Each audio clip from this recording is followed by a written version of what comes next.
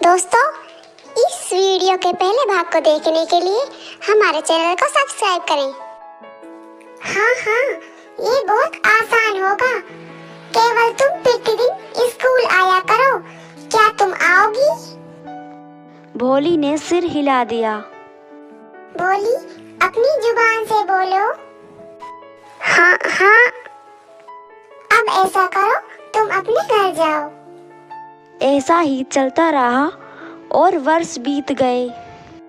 अब भोली बड़ी चिड़िया बन चुकी थी। वह सभी की मदद करती थी। तभी उसके लिए एक बुढ़ा बाज रिश्ता लेकर आया। रामू ने अपनी पत्नी से कहा, अरे वो श्याम हमारी भोली के लिए रिश्ता लेकर आया था। वह खुद भोली से शादी करना चाहता है, तो मैं उससे हाँ कर दूं? हाँ, क्यों नहीं? उसकी पत्नी बोली। ऐसे अमीर दूल्हे को पाकर भोली भाग्यशाली होगी। और इसके अलावा वे कोई दहेज भी तो नहीं मांग रहे हैं। ऐसा करो, हाँ कर दो, देर मत करो जरा भी। वह तो ठीक है, परंतु वे इतना जवान नहीं रहा। तुम जानती हो, लगभग मेरी आयु का है वो, और लंगड़ा भी है। और उसकी पहली पत्नी के बच्चे भी काफी बड़े हो चुके हैं। उसकी पत्नी बोली, तो इससे क्या फर्क पड़ता है? और आपकी थोड़ी ना ज्यादा आयु है। हम तो भाग्यशाली हैं कि वे दूसरा गांव का है और उसे भोली के दिमाग के बारे में भी पता नहीं है। हमें ये प्रस्ताव स्वीकार कर लेना चाहिए। अगर ये मौका भी हाथ से निकल गया तो सोच लो, भोली से कोई शादी नहीं करेगा। इसलिए कह रही हूँ, अच्छा मौका है, कर दो हाँ। लेकिन हमें भोली से भी तो पूछना पड़ेगा कि उसकी क्या राय है। तभी उसकी पत्नी चिल्लाते हुए बोली, अरे वो मूर्ख क्या कहेगी? रामू, हाँ। शायद तुम सही हो। भोली ये सारी बातें सुन रही थी। वे रोते रोते जंगल में चली जाती है। चलते चलते उसे एक पेड़ के नीचे एक कौवा नजर आता है, जिसके पैर में चोट लगी हुई थी। वे उसके पास गई और उसके पैर में दवा लगा दी, जिससे उसका पैर ठीक हो गया। वे कोई मामूली कौवा नहीं था, वो एक जादुई कौवा था। वे भोली से बोला, भोली, मुझे पता है तुम बहुत ज्यादा दुखी हो। मुझे बताओ क्या बात है। भोली उसे सारी बात बता देती है।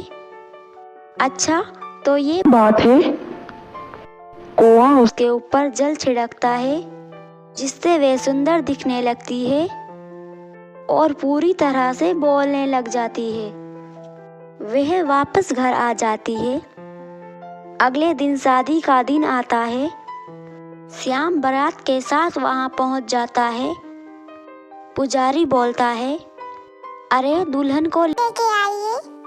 भोली को नीचे लाया जाता है। श्याम ने रामू से कहा, अरे मुझे 5,000 रुपए चाहिए, तब तो मैं तुम्हारी बेटी से शादी करूंगा।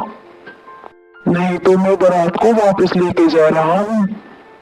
रामू, अरे आप ये कैसी बातें कर रहे हो? आप ऐसा नहीं कर सकते। आपने तो पहले देश की कोई बात नहीं की थी ना। पर मैं अब कह रहा हूँ, तुम्हारी भलाई इसी में है। तुम मुझे पैसे दे दो, वरना तुम्हारी बेइज्जती हो जाएगी।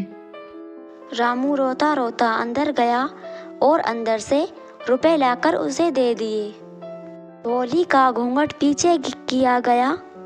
उसे देखकर सब हैरान हो गए। उसके चेहरे पर एक भी निशान नहीं थे और वे गुस्से से बोली। भोली ऊंची आवाज में बोली, अरे मैं तुमसे शादी नहीं करूंगी। पिताजी, आप इसे यहाँ से वापस भेज दीजिए। मैं इससे शादी नहीं करूंगी। भोली को बिना हिचकिचाहट के बोलते देखकर सब हैरान हो गए। पिताजी, आप अपना पैसा वापस ले जाइए। आपको कोई जरूरत नहीं है इस लालची को पैसे देने की। तभी जानवर कानाफूसी करने लगे। अरे ये कितनी बेशर्म है, अरे देखो तो इसे। रामू बोली, ली, क्या तू पागल है? तू अपने परिवार की बदनामी कराना चाहती है? हमारी इज्जत का थोड़ा तो लिहाज कर। पिताजी, मैं आपकी इज्जत ही बचा रही हूँ। मैं इस लंगड़े बूढ़े बास से विवाह करने के लिए तैयार हो गई थी, लेकिन मुझे अपने पति के रूप में इतना लालची बाज नहीं चाहिए, इसलिए मैं इससे शादी नहीं करूँगी।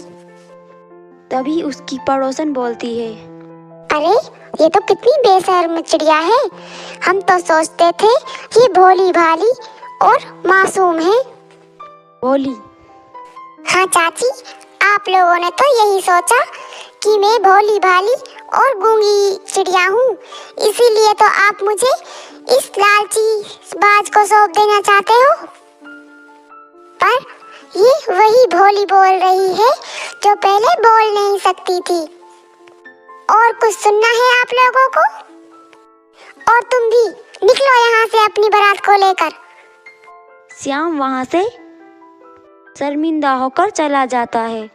भोली, वैसे तो तुम हकला नहीं रही हो और तुम्हारा चेहरा भी ठीक हो चुका है, फिर भी मुझे चिंता है कि अब तुमसे शादी कोई नहीं करेगा क्योंकि तुम्हारा विवाह टूट गया।